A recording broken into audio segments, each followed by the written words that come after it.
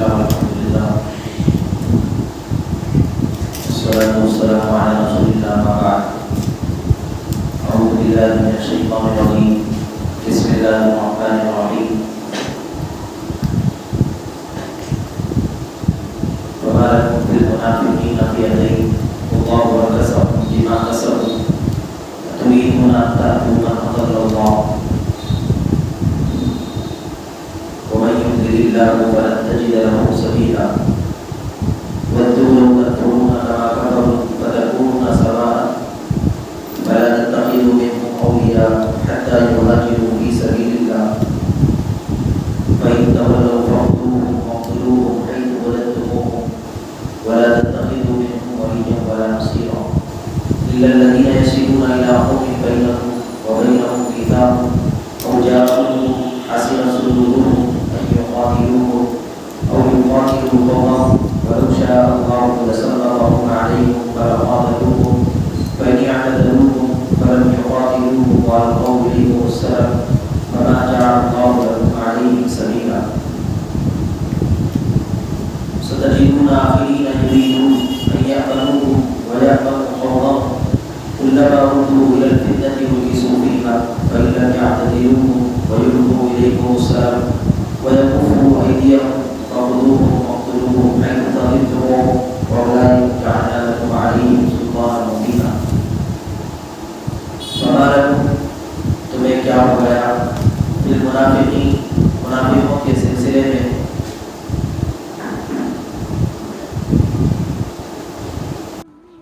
فما لکم فی المنافقین، اے مسلمانوں تمہیں کیا ہو گیا منافقوں کے سلسلے میں، فئتین تم دو جماعتوں کی شکل میں بن چکے ہو، تمہاری دو رائیں ہو چکی ہیں. واللہ ارکسہم، جبکہ اللہ نے ان کو ذلیل کیا، بما کسبوا، ان کے بدعمالیوں کی وجہ سے. اتریدون،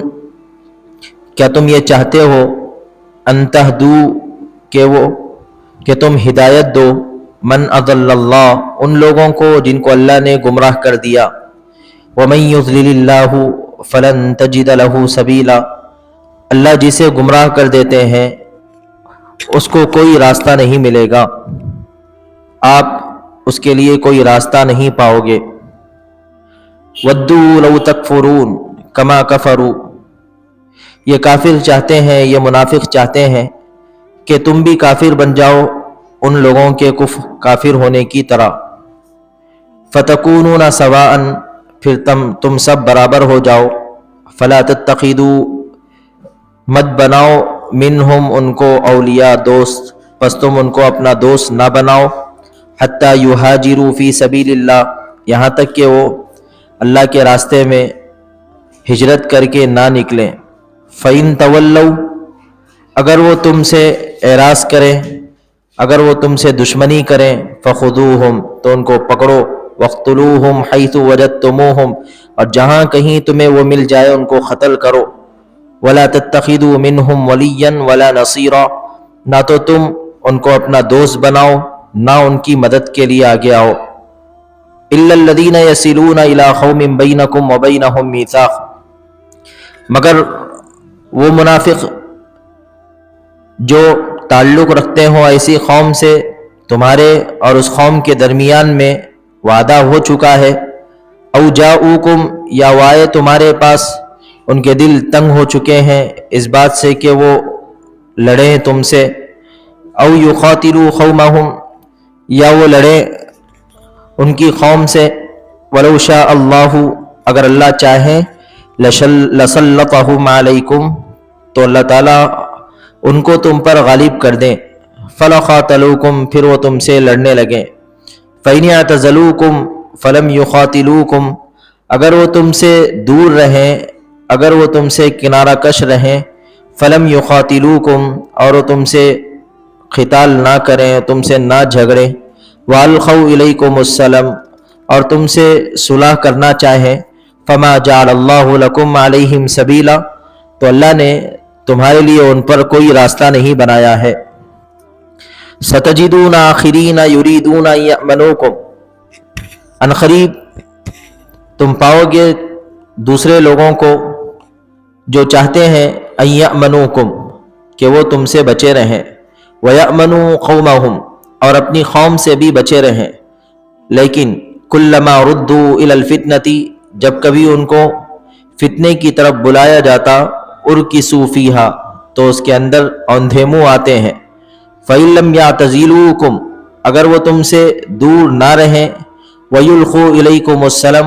اور تمہارے سامنے تم سے صلح نہ کریں، وَيَكُفُّوا أَيْدِيَهُمْ اور اپنے ہاتھوں کو نہ روکیں، فَخُذُوهُمْ وَاقْتُلُوهُمْ حَيْثُ ثَقِفْتُمُوهُمْ تو تم ان کو پکڑو قتل کرو جہاں کہیں وہ تمہیں مل جائیں، وَأُولَٰئِكُمْ جَعَلْنَا لَكُمْ عَلَيْهِمْ سُلْطَانًا مُّبِينًا اور یہی وہ لوگ ہیں جعلنا لکم اللہ نے تمہیں اختیار دے دیا ہے ان کے بارے میں کھلم کھلا صاف صاف اختیار۔ اس پورے رکوع کے اندر اللہ رب العزت نے منافقین کی 3 جماعتوں کا تذکرہ کیا ہے۔ منافق کون؟ جو زبان سے کلمہ پڑھتے ہیں دل میں کفر چھپا کر، جو زبان سے تو ظاہر کرتے ہیں کہ وہ مسلمان ہیں لیکن حقیقت میں وہ کافر ہوتے ہیں۔ مسلمانوں سے بچنے کے لیے، مسلمانوں سے فائدہ حاصل کرنے کے لیے وہ زبان سے کلمہ پڑھتے ہیں، ہمدردی جتلاتے ہیں، لیکن ان کے دل کے اندر کفر ہوتا ہے۔ ایسے 3 طرح کے منافقوں کے بارے میں اس مکمل رکوع کے اندر اللہ نے ان کے ساتھ مسلمانوں کو کیسا رہنا ہے، ایسے آستینوں کے سانپوں سے مسلمانوں کو کیسے تعلقات رکھنا ہے، اس بارے میں اللہ رب العزت نے مکمل ایک رکوع کے اندر ہدایت مسلمانوں کو دی ہیں کہ ایسے منافقوں کے ساتھ کس طرح کا برتاؤ کرنا چاہیے۔ سب سے پہلے فما لکم فی المنافقین فئتین، ان منافقوں کے بارے میں ہے جو منافق مکۃ المکرمہ سے مدینہ آئے تھے اور آ کر انہوں نے اللہ کے نبی صلی اللہ علیہ وسلم کے سامنے یہ بات ظاہر کی کہ ہم مسلمان ہو چکے ہیں، ہم نے کلمہ پڑھ لیا ہے، ہم نے آپ کے دین کو قبول کر لیا ہے، لیکن کچھ دنوں کے بعد وہ دوبارہ کافر بن جاتے ہیں، مسلمانوں کو پتہ نہیں چلتا اور اللہ کے نبی سے کہتے ہیں کہ ہم اپنا جو تجارت کا سامان مکۃ المکرمہ میں ہے وہ لے کر دوبارہ مدینہ آئیں گے، اس لیے ہمیں مدینہ جانے کی اجازت دے دیجئے۔ نبی احمد صلی اللہ علیہ وسلم ان کو جانے کی اجازت دے دیتے ہیں۔ مکہ جا کر وہ لوگ جنہوں نے مدینہ آ کر اسلام کو قبول کیا تھا وہ کافر ہو جاتے ہیں۔ جب وہ کافر ہو جاتے ہیں تو مسلمانوں کی 2 جماعتیں ہو جاتی ہیں۔ مسلمانوں کے اندر 2 پارٹیاں بن جاتی ہیں، 2 گروپ بن جاتے ہیں۔ مسلمانوں کی ایک جماعت کہتی ہے کہ وہ لوگ مسلمان ہی ہیں، اپنی پراپرٹیوں کو بچانے کے لیے وہ لوگ وہاں پر رکے ہوئے ہیں، ورنہ وہ لوگ ہجرت کرتے، ورنہ وہ لوگ بھی مدینہ آتے جیسا کہ ہم مدینہ آئے، اسی لیے وہ مسلمان ہی ہیں، اپنے مال کی حفاظت کے لیے وہ وہاں پر رکے ہوئے ہیں۔ مسلمانوں کی دوسری جماعت کہہ رہی تھی کہ نہیں، یہ لوگ اگر مدینہ نہیں آئے ہیں تو یہ لوگ مسلمان نہیں ہو سکتے، اگر ان لوگوں نے ہجرت نہیں کی ہے تو یہ لوگ مسلمان نہیں ہو سکتے، اگر انہوں نے اپنی پراپرٹیوں کو چھوڑ کر اللہ کے نبی صلی اللہ علیہ وسلم کے اس شہر کے اندر نہیں آئے ہیں تو یہ لوگ مسلمان نہیں ہو سکتے۔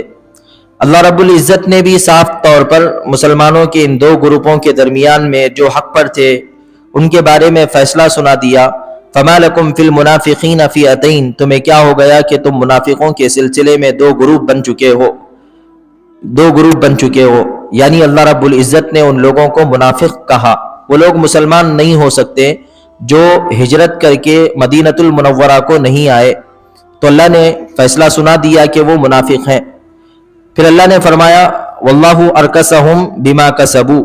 اللہ رب العزت نے ان کو رسوا کر دیا، اللہ نے ان کو ذلیل کر دیا ان کی بدعمالیوں کی وجہ سے، یعنی انہوں نے جو نفاق دل کے اندر رکھا تھا اس کی گندگی کی وجہ سے اللہ رب العزت نے ان کو دوبارہ ذلیل کر دیا، یعنی ان کو کافر بنا دیا۔ اتریدون ان تہدوا من اضل اللہ، کیا تم یہ چاہتے ہو کہ ان لوگوں کو ہدایت دو جس کو اللہ نے گمراہ کر دیا؟ ومن یضلل اللہ فلن تجد له سبیلا، جس کو اللہ گمراہ کرتے ہیں تم اس کو ہرگز مومن نہیں بنا سکتے، ہرگز ہدایت نہیں دے سکتے۔ تو اس آیت کے اندر ایک طرح کے منافقوں کے گروپ کے بارے میں اللہ رب العزت نے بیان فرمایا کہ اللہ نے فرمایا کہ منافقوں کی وہ جماعت جو مسلمانوں کے سامنے آ کر انہوں نے ظاہر کیا کہ ہم مسلمان ہو چکے ہیں، دوبارہ مدینہ گئے ہیں، وہ لوگ حقیقت میں کافر ہی ہیں، منافق ہی ہیں، وہ مسلمان نہیں ہیں۔ پھر جن مسلمانوں نے ان کے ساتھ ہمدردی جتلائی اور ان کو ایمان والا سمجھا، اللہ رب العزت نے ان سے کہہ دیا ایسا تمہیں ان کے بارے میں خیال نہیں کرنا چاہیے، کیونکہ ہدایت کا دینا، ایمان کا دینا یہ اللہ کے ہاتھ میں ہے۔ تم اپنی ہمدردی کے ذریعے سے کسی کو ہدایت کی باتوں کی طرف تو بلا سکتے ہو، لیکن ہدایت نہیں دے سکتے۔ اللہ نے جس کو گمراہ کر دیا اس کو آپ ہدایت نہیں دے سکتے۔ اللہ نے جس کو کافر بنانے کا ارادہ کر لیا اس کو تم ایمان والا نہیں بنا سکتے۔ تو یہاں پر ایک بات یہ سمجھنے کی ہے کہ جس کو اللہ رب العزت نے ایمان لانے کی توفیق دی وہی آدمی ایمان لاتا ہے، اور جس آدمی کے بارے میں اللہ نے طے کر لیا کہ اس کو ایمان نہیں ملنا ہے تو وہ وقت کے نبی کا بیٹا ہونے کے باوجود کافر ہو جاتا ہے، وہ وقت کے نبی کی بیوی ہونے کے باوجود ایمان والی نہیں ہوتی، وہ نبی کا چچا ہونے کے باوجود ایمان والا نہیں ہو سکتا۔ تو ایمان دینا، ایمان والا بنانا یہ اللہ رب العزت کے اختیار میں ہے۔ اللہ رب العزت نے ہمارے نبی حضرت محمد صلی اللہ علیہ وسلم کی طرف کو دیکھ کر، کیا آپ یہ چاہتے تھے کہ کافر ایمان لائیں، کافر اسلام کو قبول کریں، کافر بھی ہماری طرح مسلمان بن جائیں؟ آپ کی ہمیشہ یہی فکر ہوا کرتی تھی، رویا کرتے تھے، گڑ گڑایا کرتے تھے، اللہ کے سامنے راتوں کے اندر رو کر کافروں کے نام لے لے کر ان کے مسلمان ہونے کی دعا کیا کرتے تھے۔ تو اللہ نے ہمارے نبی صلی اللہ علیہ وسلم کو کہا اِنَّكَ لَا تَهْدِي مَنْ أَحْبَبْتَ وَلَكِنَّ اللَّهَ يَهْدِي مَنْ يَشَاءُ۔ اے اللہ کے نبی، آپ جس کو چاہتے ہیں، آپ جس کو پسند کریں گے اس کو ایمان نہیں عطا ہوگا، ایمان اسی کو ملے گا جس کو میں پسند کرتا ہوں، ایمان کی توفیق اسی کو ملے گی جس کو میں چاہتا ہوں، جس کو میں لائک کرتا ہوں۔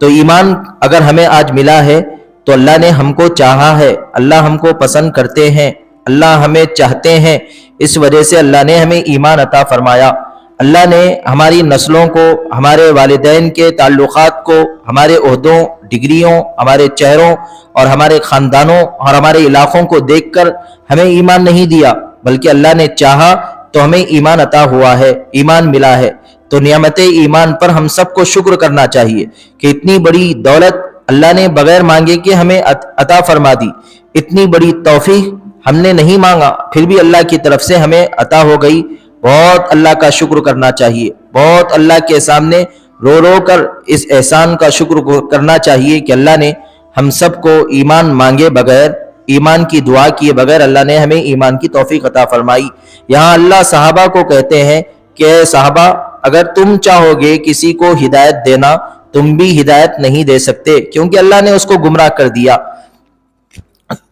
تو محترم خواتین، ہمیں سمجھنے کی ضرورت ہے کہ ہمارے سینوں کے اندر جو قیمتی دولت ہے اس کا ہم سب کو پاس و لحاظ رکھنا چاہیے۔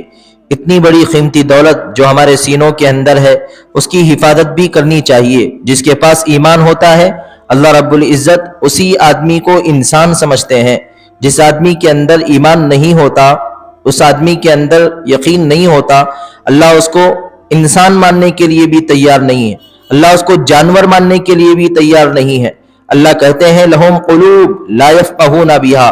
یہ کافر ایسے ہیں جن کو دل تو ہیں سمجھتے نہیں، آنکھیں تو ہیں دیکھتے نہیں، کان تو ہیں سنتے نہیں، یہ لوگ جانور ہیں۔ اولئک کالانعام، یہ لوگ جانور ہیں جن کے دلوں میں ایمان نہیں، بلکہ آگے اللہ فرماتے ہیں بل ہم اضل، یہ تو جانوروں سے بھی بدتر ہیں، یہ جانوروں سے بھی گئے گزرے ہیں۔ ایمان کی توفیق کا مل جانا یہ اللہ کی طرف سے ہم سب پر سب سے بڑا احسان ہے۔ ایمان کی توفیق ہمیں عطا ہوئی، اللہ کا شکر ادا کرنا چاہیے، ورنہ اللہ جس کے پاس ایمان نہیں اس کو جانور بھی ماننے کے لیے تیار نہیں، جانور سے بھی بدتر اللہ تعالیٰ اس کو سمجھتے ہیں۔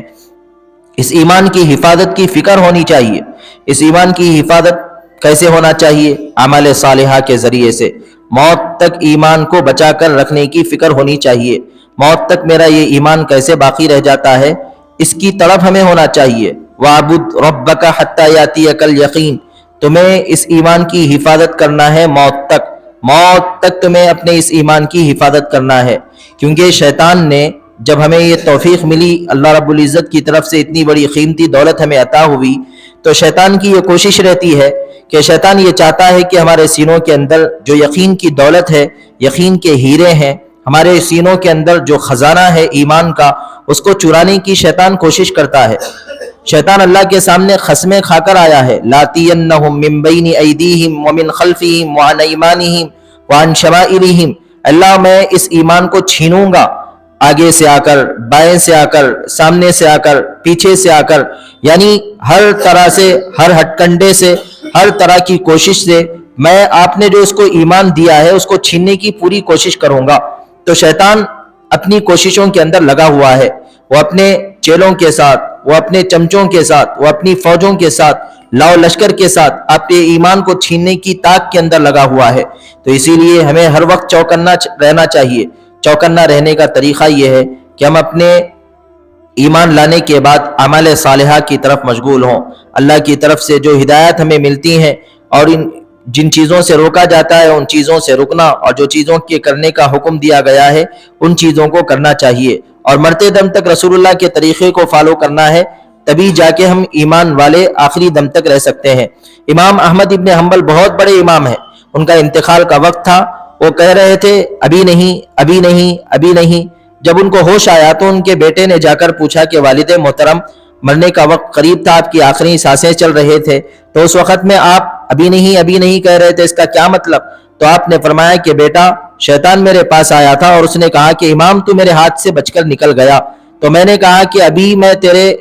ہتھکنڈے سے محفوظ نہیں ہوں، ابھی بھی میں یقین سے نہیں کہہ سکتا کہ میں تجھ سے بچ کر نکل گیا ہوں۔ شیطان آخری سانس تک آپ کے ایمان کو چھیننے کی کوشش کرتا ہے، اسی لیے ہمیں آخری سانس تک اپنے ایمان کی حفاظت کی کوشش کرتے رہنا چاہیے۔ حضرت عمر کہا کرتے تھے تموتون کما تحیون وتبعثون کما تموتون، جیسے جیو گے ویسے مرو گے، جیسے مرو گے ویسے اٹھائے جاؤ گے، جیسے جیو گے ویسے مرو گے، جیسے مرو گے ویسے اٹھائے جاؤ گے۔ میری پوری زندگی یہودیوں کے طریقے پر کٹ رہی ہے، اور میں یہ تمنا کروں کہ مجھے آخری وقت میں کلمہ پڑھنے کی توفیق مل جائے گی۔ میں پوری زندگی بے حجابی کی حالت کے اندر اپنی زندگی کاٹ چکی ہوں، اپنی پوری زندگی میں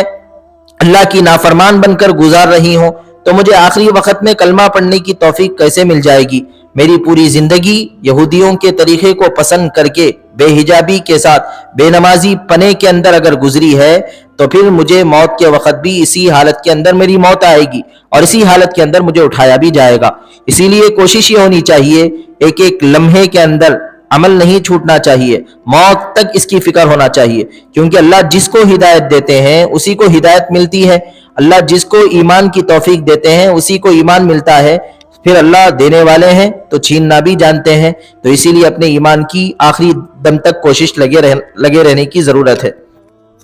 پھر دوسری آیت کے اندر منافقوں کے دوسرے گروپ کے بارے میں اللہ نے فرمایا وَدُّوا لَوْ تَكْفُرُونَ كَمَا كَفَرُوا فَتَكُونُونَ سَوَاءً فَلَا تَتَّخِذُوا مِنْهُمْ أَوْلِيَاءَ حَتَّى يُهَاجِرُوا فِي سَبِيلِ اللَّهِ فَإِن تَوَلَّوْا فَخُذُوهُمْ وَاقْتُلُوهُمْ حَيْثُ وَجَدتُّمُوهُمْ وَلَا تَتَّخِذُوا مِنْهُمْ وَلِيًّا وَلَا نَصِيرًا۔ یہ کافر چاہتے ہیں کہ تم بھی ان کافروں کی طرح ہو جاؤ تاکہ وہ بھی کافر، تم بھی کافر بن جاؤ۔ تو اللہ فرماتے ہیں آپ ہرگز ان سے دوستی نہ کیجئے، آپ ہرگز ان کو اپنا دوست نہ بناؤ، یہاں تک کہ وہ ایمان کا اس وقت کا سب سے اہم کام ہجرت نہ کر لیں۔ جب تک وہ مکہ چھوڑ کر مدینہ نہیں آ جاتے اس وقت تک آپ کو ان سے دوستی نہیں کرنا ہے، ان سے کوئی ریلیشن شپ نہیں رکھنا ہے، ان سے کوئی فرینڈ شپ نہیں رکھنا ہے، ان سے کوئی تعلق باقی نہیں رکھنا ہے۔ فَإِن تَوَلَّوْا، اگر وہ ہجرت کو نہ کریں، اگر آپ کی یہ بات نہ مانیں، تو پھر اللہ نے فرمایا ان کو جہاں کہیں وہ مل جائیں پکڑو اور ان کو قتل کرو، جہاں کہیں ملے ان کو پکڑو اور مارو۔ وَلَا تَتَّخِذُوا مِنْهُمْ وَلِيًّا وَلَا نَصِيرًا، ان کو دوست بھی مت بناؤ، ان کو فرینڈ بھی مت بناؤ، اور ان کا سپورٹ بھی مت کرو، ان کی ہیلپ بھی مت کرو، ان کی مدد بھی مت کرو۔ تو اس آیت کے اندر اللہ نے منافقوں کی ایک دوسری جماعت کے بارے میں فرمایا۔ جب مسلمان بدر کی جنگ جیت چکے تھے، اب ہر جگہ کے کافروں کے دلوں کے اندر مسلمانوں کے متعلق ڈر بیٹھ گیا تھا کہ یہ ایسے لوگ ہیں تعداد کے اندر بھی کم ہوں گے تو کیا، لیکن جنگ کے اندر یہ بہت آگے رہتے ہیں، اللہ پر ان کا بھروسہ ہے، یہ جیت جاتے ہیں، تو اس لیے ان کے دلوں کے اندر ڈر بیٹھ چکا تھا۔ تو اب الگ الگ جگہ کے کافر مسلمانوں کے پاس آ کر، مدینہ آ کر یہ پیشکش کرتے تھے، یہ درخواست کرتے تھے کہ ہمیں بھی آپ کا دوست بنا لیں، اگرچہ ہم کافر ہی رہیں گے لیکن ہمارے کفر کے ساتھ آپ ہم سے دوستی کر لیجئے، ہمارے کفر کے ساتھ ہم کو اپنا دوست سمجھ لیجئے۔ تو اللہ فرماتے ہیں ایسے لوگوں سے کبھی دوستی نہ کرنا۔ ان سے دوستی کرنے کی ایک شرط بتائی گئی کہ اگر وہ ہجرت کر کے آئیں تو ان سے دوستی کرنا، اگر وہ ہجرت نہ کریں تو ان سے دوستی کرنے کا آپ کو حق نہیں ہے، ان کی مدد بھی نہ کریں، ان کو دوست بھی نہ بنائیں، ان سے کسی طرح کا دلی تعلق بھی نہ رکھیں۔ اس آیت سے یہ بات معلوم ہوتی ہے کسی بھی کافر سے اس کی کفر کی بنیاد پر، کسی عیسائی سے اس کی نصرانیت اور عیسائیت کی بنیاد پر تعلقات نہیں رکھنا چاہیے۔ غیر مسلموں سے ہمارے تعلقات انسانیت کی بنیاد پر تو ہو سکتے ہیں۔ میں کوئی کافر بیمار ہو گیا تو بیماری اس کی پرسی کرنے کے لیے تو آپ جا سکتے ہیں، کسی بیمار کی پرسی کرنے کے لیے، یا کوئی کافر یتیم ہے تو اس کی مدد کر سکتے ہیں، اسی طرح کوئی کافر آپ کی مدد کی اس کو ضرورت ہے دنیاوی اعتبار سے تو اس کا سپورٹ اور اس کی ہیلپ کر سکتے ہیں، لیکن دینی بنیاد پر ان کی کسی طریقے کی دوستی نہیں کی جا سکتی اور ان سے کسی طریقے کا کسی بھی طریقے کی مدد ان کو نہیں پہنچائی جا سکتی۔ اب اس سے بات سمجھ میں آ سکتی ہے کہ ہمارے جو یہاں ہم ہندوستان میں رہتے ہیں، الگ الگ طریقے کے غیر مسلموں سے ہمارا سامنا ہوتا ہے اور یہ ہمارے علاقوں کے اندر رہتے ہیں، تو ہمیں ان کے ساتھ کیسے تعلقات رکھنا ہے۔ تو یہاں پر بتلایا گیا فَلَا تَتَّخِذُوا مِنْهُمْ أَوْلِيَاءَ، کافروں کے ساتھ دلی دوستی نہ رکھی جائے، دل سے ان کا تعلق، دل سے جو دوستی کا تعلق رہتا ہے ویسا تعلق ان سے نہ رکھا جائے، کیونکہ ہمارا جو ایمان ہے وہ بالکل صاف ہے، کسی بھی ملاوٹ کو قبول نہیں کرتا۔ اگر آپ نے کلمہ پڑھا ہے تو آپ کو کہنا پڑتا ہے لا الہ، میں ہر خدا کا انکار کرتی ہوں، میں کسی خدا کو نہیں مانتی، میں عیسائیت کا انکار کرتی ہوں، میں یہودیت کا انکار کرتی ہوں، میں بتوں کا انکار کرتی ہوں، میں ہندوازم کا انکار کرتی ہوں، میں سکھزم کا انکار کرتی ہوں، سارے باطل خداؤں کا میں انکار کرتی ہوں مگر اللہ کا، یعنی کوئی خدا نہیں ہو سکتا سوائے اللہ کے۔ آپ کو مومن بننے کے لیے سب سے پہلا کام سارے جھوٹے معبودوں کو آپ کو پہلے جھٹلانا پڑے گا، انکار کرنا پڑے گا، پھر اس کے بعد آپ کو اقرار کرنا پڑے گا الا اللہ، مگر اللہ۔ تو اسلام کبھی کسی کی ملاوٹ کو پسند نہیں کرتا۔ آپ ایسا نہیں ہو سکتا آپ مسلمان بھی رہیں اور ہندوؤں کے پاس جو تہوار ہے اس کو بھی پسند کریں، شرک کو بھی پسند کرتے ہوئے آپ مسلمان ہو سکتے، ایسا بالکل نہیں ہو سکتا۔ آپ مسلمان ہیں تو آپ کو صاف انداز میں، پورے زور کے ساتھ اور پورے صاف لہجے کے اندر آپ کو کہنا پڑے گا یہ سارے مذاہب جھوٹے ہیں، ان کو ساتھ میں لے کر آپ مومن نہیں بن سکتے۔ ایمان والا بننے کے لیے پہلی شرط یہ ہے کہ ہم پہلے ان سارے غلط مذاہب کا انکار کریں، پھر اس کے بعد ہم مسلمان ہو سکتے ہیں۔ تو محترم بہنوں کہ یہ جو آیت ہے اس کے اندر اللہ رب العزت نے کافروں سے دوستی نہ کرنے کا حکم دیا ہے۔ ہاں انسانیت کی بنیاد پر ان سے دوستی کی جا سکتی ہے، اگر وہ بیمار ہیں تو آپ جائیے، جیسا کہ اللہ کے نبی صلی اللہ علیہ وسلم غیر مسلم بوڑھی عورت جو آپ پر کچرا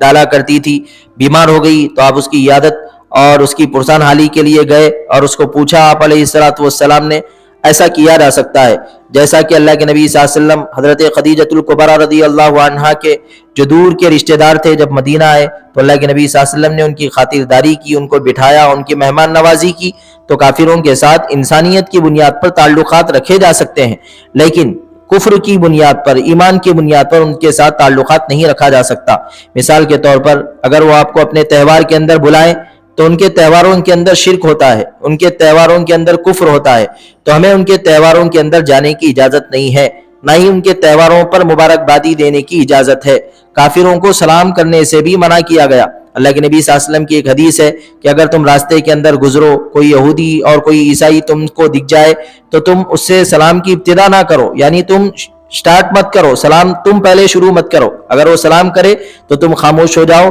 तंग रास्ते से उनको जाने पर मजबूर कर दो। उनको सलाम तक नहीं करने को कहा गया, क्योंकि सलाम करना भी एक दुआ है और वो दुआ के मुस्तहिक नहीं है जब तक वो कुफ्र और शिर्क के अंदर है, वो लानत के मुस्तहिक है, तो सलाम करने से भी उनको रोका गया। और इसी तरह जो मिठाइयाँ हमको देते हैं अपने त्योहारों ईदों के मौके पर, उसका खाना भी जायज़ नहीं है, क्योंकि वो जो त्यौहार होते हैं वो ख़ास मौके के होते हैं, दिवाली के, होली के और इसी तरह संक्रांति के, इसी तरह दूसरे जो फेस्टिवल्स होते हैं उनकी जो ईदें होती हैं, त्योहारें होती हैं, उस मौके के मुनासबत से वो मिठाइयाँ तैयार करते हैं, पूजा पाठ होती है, गलत अकीदे उनके वाबस्ता होते हैं, फिर वो मिठाइयाँ हमको लाकर देते हैं। तो ये मिठाई का ताल्लुक कुफ्र और शिर्क से है, तो हमें ऐसी मिठाइयाँ भी नहीं खानी है। हाँ, अगर नॉर्मल हालतों के अंदर एक पड़ोसी होने के नाते अगर उनकी तरफ से कुछ हमें हासिल हो रहा है तो उसके कबूल करने में कोई हरज नहीं है, खाया जा सकता है, इसीलिए कि इसके अंदर अब कोई कुफ्र का शायबा नहीं, अलबत्ता हलाल होना चाहिए, हलाल कमाई का होना चाहिए, चीज़ भी हलाल होना चाहिए। कुफ्र और शिर्क की बुनियाद पर कोई दोस्ताना उनसे नहीं रखना चाहिए, कुफ्र की बुनियाद पर दिली एतबार से उनसे वाबस्ता नहीं होना चाहिए। इसी तरह अगर उनके जनाजे हो जाए तो उनके जनाजे के अंदर जाने से भी मना किया गया, इसलिए कि उनके जनाजों के अंदर कुफ्र और शिर्क होता है, तो इसीलिए हमें उनके जनाजों के अंदर भी नहीं जाना है। हाँ, अगर हमारे करीबी हैं तो आप वो कुफ्र और शिर्क के काम शुरू होने से पहले ही जाएं, दिलासा दे दें, आ दें, मगर जब वो कुफ्र और शिर्क की गंदगियां शुरू हो जाती हैं उस वक्त में हमें नहीं उनके करीब नहीं जाना चाहिए। और एक अहम बात इस वक्त ये है, खुसूसन ऐसे माहौल के अंदर रहना चाहिए जहाँ मुसलमानों की अक्सरियत होती है, जहाँ मुसलमानों का गलबा होता है, जहाँ मुसलमान और इस्लाम का माहौल होता है, ऐसे माहौल के अंदर होना चाहिए। ऐसे माहौल के अंदर ऐसी कॉलोनियों में रहना जहाँ सिर्फ सुकून को देखकर हम जाएं, लेकिन वहाँ मस्जिद का नाम दूर दूर तक नहीं, हमारे भाई वहाँ पर दूर दूर तक नहीं रहते, ऐसे बस्तियों के अंदर जाने से अल्लाह के नबी सल्लल्लाहु अलैहि वसल्लम ने मना फरमाया। नबी ने फरमाया, अना बरीउन मिन कुल्ली मुस्लिम मिन कुल्ली मुशरिकिन मिन कुल्ली मुस्लिमिन युकीमु बैना अधहुरिल मुशरिकीन, मैं हर उस मुसलमान से अपना ताल्लुक खत्म करना चाहता हूँ जो काफिरों की बस्तियों में रहता है, जो काफिरों की बस्ती में रहती है, क्योंकि अगर हम ऐसे माहौल के अंदर रहेंगे उनके असरात हमारे ऊपर पड़ेंगे, वो गलत माहौल का असर, उनकी गलत छाप, उनकी गलत आदतें हमारे अंदर भी मुंतकिल होंगी, तो ताल्लुकात माहौल का भी असर पड़ता है। ऐसे लोगों के दरमियान में नहीं रहना चाहिए, वहाँ रहिए जहाँ पर हमारे भाइयों का गलबा है, जहाँ पर मस्जिदें हैं, जहाँ पर अहले ईमान के चर्चे हैं, मकातीब मदारिस जहाँ पर होते हैं, जहाँ पर हमारे भाई रहते हैं, ऐसे इलाकों के अंदर रहना है। तो गैर मुस्लिमों के साथ हमारा ताल्लुक इंसानियत की बुनियाद पर तो हो सकता है, अगर वो गरीब है उनकी मदद की जा सकती है नफली सदक़ात के जरिए से, लेकिन दिली एतबार से उनसे कोई ताल्लुक नहीं रखना है। फिर उसके बाद इल्लल्लज़ीना यसिलूना इला कौमिन बैनकुम व बैनहुम मीसाक़ुन औ जाऊकुम हसिरत सुदूरुहुम अन युक़ातिलूकुम औ युक़ातिलू कौमहुम वलौ शाअ अल्लाहु लसल्लतहुम अलैकुम फलक़ातलूकुम। इस तीसरी आयत के अंदर अल्लाह रब्बुल इज़्ज़त ने फरमाया, जो लोग काफिर हैं, तुमसे लड़ना नहीं चाहते, वो अमन अमान चाहते हैं, वो सुलह और राष्ट्री चाहते हैं, वो तुमसे बच कर रहना चाहते हैं और तुम्हारे खिलाफ कोई साजिश नहीं करते, तुमसे कोई लड़ना और झगड़ना नहीं चाहते, तो ऐसे काफिरों से तुम भी मत लड़ो, ऐसे काफिरों के खिलाफ तुम भी तलवार मत उठाओ। अगर वो खुद आपसे दूर रहना चाहें, आपसे बाज रहना चाहें, आपसे अच्छे कनेक्शन और ताल्लुकात बनाना चाहें, तो उनके साथ हम भी अच्छे ताल्लुकात रखें, उनसे लड़े नहीं, उनसे झगड़े नहीं। ये इस्लाम की खूबसूरत तालीमात में से है। जो इस्लाम के खिलाफ आएगा उसी के खिलाफ लड़ने की बात कही जा रही है। जो नहीं आता, हिफाजत चाहता है, सिक्योरिटी चाहता है, वो सेफ्टी चाहता है, अमन अमान चाहता है, सलामती चाहता है, तो हमें भी यही कहा गया कि भाई अमन अमान को ही फरोग देना है। फिर भी अगर कोई मुसलमान लड़ना चाहे तो अल्लाह ने कहा वलौ शाअ अल्लाह लसल्लतहुम अलैकुम, अगर अल्लाह चाहे तो उनको तुम पर गालिब कर दे, यानी अल्लाह उनको जीत दे दे और तुम हार जाओ, क्योंकि वो नहीं चाहते कि वो तुमसे लड़े, तो तुम्हें भी चाहिए कि तुम भी उनसे ना लड़ो, उनसे दूर रहो। तो ये एक हिदायत दी गई। जो काफिर लड़ना नहीं चाहते, जो काफिर लड़ना नहीं चाहते और जो हमारे साथ अच्छे ताल्लुकात रखना चाहते हैं, उनसे हमारे ताल्लुकात अच्छे रहना चाहिए। जो हमारे साथ चाहते हैं कि हम उनके साथ मोहब्बत से रहें, तो हमें भी उनके साथ मोहब्बत के साथ रहना चाहिए। پھر اس کے بعد ستجدون آخرین یریدون، بعض دوگلے ہوتے ہیں، دوگلے منافق، ان کا تذکرہ یہاں پر ہے۔ وہ سامنے تو یہ ظاہر کرتے ہیں کہ ہم آپ سے لڑیں گے نہیں، آپ سے جھگڑا نہیں کریں گے، آپ کے ساتھ ہم اچھا برتاؤ چاہتے ہیں، اچھے کنیکشن چاہتے ہیں، ہمارا اور آپ کا جو ریلیشن شپ ہے وہ اچھا ہونا چاہیے۔ زبان پر تو بولتے ہیں لیکن پسے پردہ پیٹھ پیچھے چھرا گھونپنے کا کام کرتے ہیں، آستین کے سانپ ہوتے ہیں۔ تو اللہ کے نبی صلی اللہ علیہ وسلم کو اللہ نے فرمایا اگر ایسے منافق تمہیں مل جائے تو ان سے کوئی ہمدردی مت کرو، ان کے ساتھ کوئی دوستی کا معاملہ مت کرو، یہ جہاں کہیں تم سے مل جائیں، یہ جس راستے میں تمہیں ملے ان کو پکڑو، مارو اور ان کو قتل کرو، انہیں ختم کر دو، اس لیے کہ اگر تم ان کو ختم نہیں کرو گے تو موقع پا کر وہ تمہیں ختم کر دیں گے۔ تو یہ آیت کے اندر یہ بتلایا گیا جو امن چاہتا ہے اس کو امن دینا چاہیے، جو لڑنا چاہتا ہے اس کا جواب دینا چاہیے، اور جو پسے پردہ کوشش کرتا ہے آگے بڑھ کر اس کا جواب دینا چاہیے، یہ ہمیں سکھایا گیا۔ ان آیتوں سے یہ نہیں سمجھنا چاہیے کہ اسلام کے اندر جو احکام ہیں کتنے سخت ہیں، کتنے سخت ہیں، اس طرح نہیں کہنا چاہیے، اس لیے کہ اسلام کے اندر جو احکام دیے جاتے ہیں وہ اللہ رب العزت کے ہوتے ہیں، اللہ جانتے ہیں، اللہ اپنی حکمت سے بہتر جانتے ہیں کہ حکم کس لیے ہے، یہ اللہ بہتر جانتے ہیں۔ ہم اپنے عقل سے، اپنی سمجھ سے اس کا جو ہے نا ادراک نہیں کر سکتے، ہم اپنے اندازے سے اس کا جو فہم ہے سمجھ نہیں سکتے، تو اسی لیے ہمیں چاہیے کہ جو باتیں ہوتی ہیں اس پر ہمیں ایمان لانا چاہیے۔ اور دوسری بات یہ ہے کہ اگر کہیں کسی جگہ جراثیم پھیل جاتے ہیں تو اس کا علاج ہی یہ ہوتا ہے کہ ان جراثیم کو ختم کر دیا جائے۔ بدن کے کسی حصے کے اندر کیڑے لگ جائیں، جراثیم پھیل جائے تو اس کا طریقہ علاج کا یہ ہوتا ہے کہ اس حصے کو کاٹ کر پھینک دیا جائے، کاٹ کر نہیں پھینکا جائے گا، ہاتھ سے وہ منڈے تک آ جائے گا، سینے تک آ جائے گا، پھر پورے بدن کے اندر وہ جراثیم پھیل جائیں گے اس لیے کہ آپ نے ہاتھ کو نہیں کاٹا۔ تو معاشرے کے اندر اگر ایسے منافق ہوتے ہیں جن کی وجہ سے معاشرے کے اندر امن ختم ہو جاتا ہے تو وہ لڑنا ہی چاہتے ہیں تو ان کا جواب دے دینا چاہیے، ان کو ختم کر دینا چاہیے۔ یہ اس وقت کے حالات سے بات ہو رہی ہے، یہ اس وقت کے موقع سے بات ہو رہی ہے۔ تو الغرض یہ تین طریقوں کے منافقوں کے بارے میں اللہ رب العزت کی طرف سے ہدایتیں تھیں۔ پہلی بات ہم نے پہلی آیت سے یہ سبق ہمیں ملتا ہے کہ اللہ جس کو ہدایت دیتے ہیں اسی کو ہدایت ملتی ہے، اللہ جس کو پسند کرتے ہیں ایمان اسی کو ملتا ہے۔ اور دوسری آیت کے اندر ہمیں یہ بتایا گیا کہ جو کافر، جو منافق آپ سے دوستی کرنا چاہتے ہیں تو انسانیت کی بنیاد پر ان سے دوستی کی جا سکتی ہے، لیکن ایمان اور کفر کی بنیادوں پر ان سے دوستی نہیں کی جا سکتی، یعنی آپ کے دوستی کرنے کی وجہ سے آپ کا ایمان خطرے میں پڑتا ہے، ایسی دوستی نہیں کی جائے گی، ایسی دوستی نہیں کی جائے گی جس میں آپ کو اپنے ایمان کے ساتھ سودا کرنا پڑے، جیسا کہ اللہ کے نبی صلی اللہ علیہ وسلم کی حدیث ہے کہ اللہ کی وجہ سے محبت ہونا چاہیے، الحب للہ والبغض للہ، ہماری دوستی، ہماری دشمنی اللہ کی وجہ سے ہونا چاہیے، ہماری دوستی اور ہماری دشمنی کی بنیاد اللہ ہونا چاہیے۔ اللہ کی پسند ہے تو دوستی ہونا چاہیے، اللہ کی ناپسند ہے تو دشمنی ہونا چاہیے۔ یہاں تک کہ حضرات صحابہ رضی اللہ عنہم اجمعین اپنی اولاد کافر ہونے کے بعد ان سے تعلقات ختم کر دیا کرتے تھے۔ جنگ بدر کے اندر حضرت صدیق اکبر کے بیٹے محمد بن ابی بکر ابھی مسلمان نہیں ہوئے تھے، وہ یہ جنگ سے فارغ ہونے کے بعد اپنے والد سے انہوں نے کہا کہ والد محترم، جنگ کے میدان کے اندر آپ بار بار میری تلوار کے سامنے آ رہے تھے اور میں برابر آپ سے بچتا رہتا تھا کہ کہیں آپ میری تلوار کے نیچے نہ جائیں۔ اس وقت میں حضرت ابو بکر نے فرمایا اگر مجھے معلوم ہو جاتا کہ تو میدان جنگ کے اندر میری تلوار کے سامنے ہے، سب سے پہلے میں اپنی تلوار سے تیرے سر کو کاٹ دیتا، اس لیے کہ تو جنگ کے میدان میں میرا بیٹا بن کر نہیں، محمد کا دشمن بن کر آیا تھا، تو اسی لیے میں اس کو پسند نہیں کرتا۔ تو باپ سے بھی، بیٹے سے بھی تعلق نہیں رکھا جاتا ایمان کی وجہ سے۔ ایمان اگر ہے اور سامنے والے کے پاس کفر ہے تو بیٹے کی نسبت کو بھی نہیں دیکھا جاتا۔ ابی بن سلول، عبداللہ بن ابی بن سلول، ان کا ایک بیٹا تھا جو پکا مسلمان تھا لیکن باپ پکا منافق تھا۔ وہ اللہ کے نبی صلی اللہ علیہ وسلم کے پاس آیا اور آ کر کہنے لگا والد محترم کی طرف سے جو باتیں آپ کے اللہ کے نبی صلی اللہ علیہ وسلم، میرے باپ نے جو آپ کی توہین کی اور کہا کہ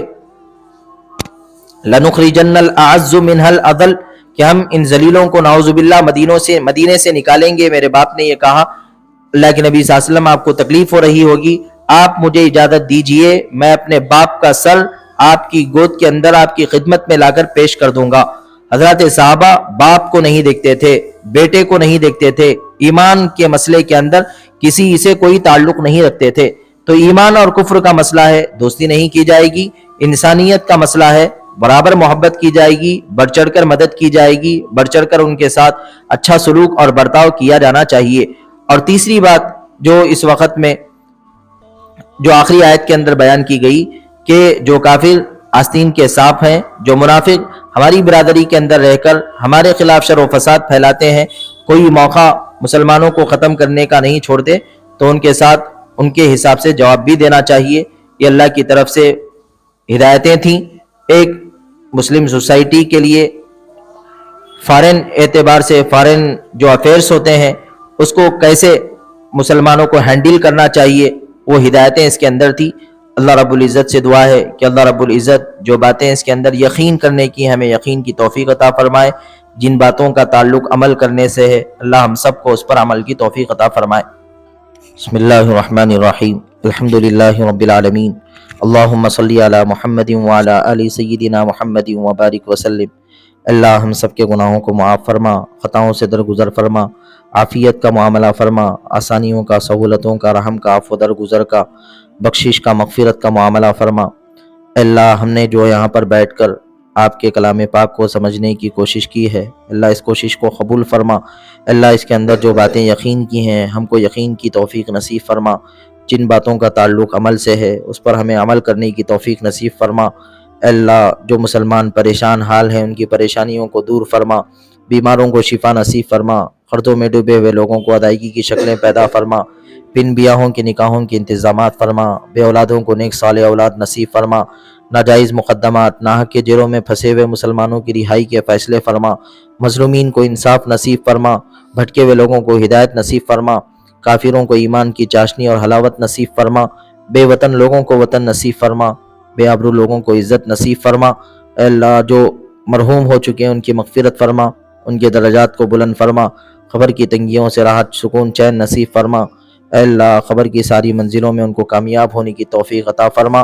جنت الفردوس میں ان کا ٹھکانہ مقدر فرما. اے اللہ ہماری عبادتوں کو, اطاعتوں کو, ہماری تلاوتوں کو, ہمارے صدقہ خیرات کو اپنے فضل سے قبول فرما. اے اللہ اس کے اندر جو کوتاہیاں رہ جاتی ہیں اللہ اس کو معاف فرما, عبادتوں کی حلاوت نصیب فرما, راتوں کو جگنے کی توفیق نصیب فرما, آنکھوں کی خشکی سے محفوظ فرما, دلوں کی سختی سے حفاظت فرما, زبانوں کی بے لگامی سے حفاظت فرما, بدعتوں سے, کفر و شرک کی گندگیوں سے محفوظ فرما, نفس اور شیطان کے دھوکے سے محفوظ فرما. اے اللہ آپ کے ناراض کرنے والے اعمال سے بچ کر زندگی گزارنے کی توفیق نصیب فرما. غزہ, فلسطین, سودان, لبنان, سیریا کے مسلمانوں کی اے اللہ حفاظت فرما, ان کی جانوں کی, مالوں کی, عزتوں کی, آبروؤں کی حفاظت فرما, ہر قدم پر ان کی نصرت اور مدد فرما.